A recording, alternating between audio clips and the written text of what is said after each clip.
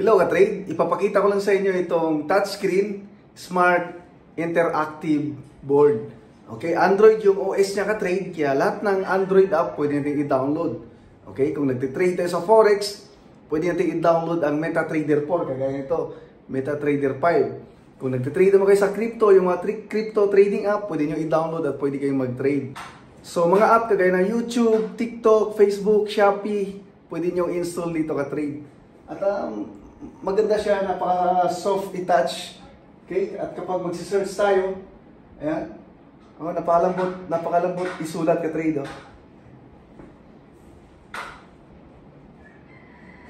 At kung mahilig kayo sa mga movie sa YouTube, napaganda rin ito ka-trade. Pwede natin i-full screen yan. Ayan, maganda naman yung screen niya. Ito 65 inches ito ka-trade. Pero binili ko talaga ito pang trading. Kasi napaganda, okay? Pag gusto natin ng malaki yung screen natin, okay? Pag mag-analyze tayo, example, lagay natin sa USDJPY, mag-loading yan, kitang-kita natin yung chart. Okay? Pwede pa palitan natin ng kulay, pwede natin gawing puti.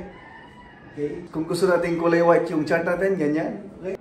So, ang laki ng chart, kitang-kita natin. Ang pinaka-gusto ko pa dito, kasi interactive whiteboard siya, so, pwede tayo mag-drawing, pwede magsulat kung gusto natin. Lagyan ng bilog. Okay, gusto natin na kulay pula.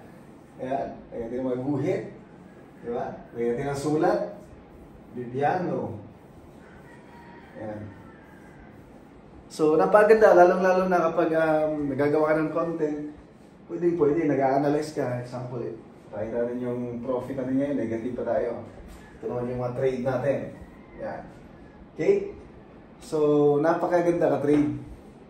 So, ito ka-trade, meron ito sa Shopee, pero ito nabili ko sa Alibaba. Galing po itong China. So, ang presyo nito, nasa 30 to 50,000 pesos yung range.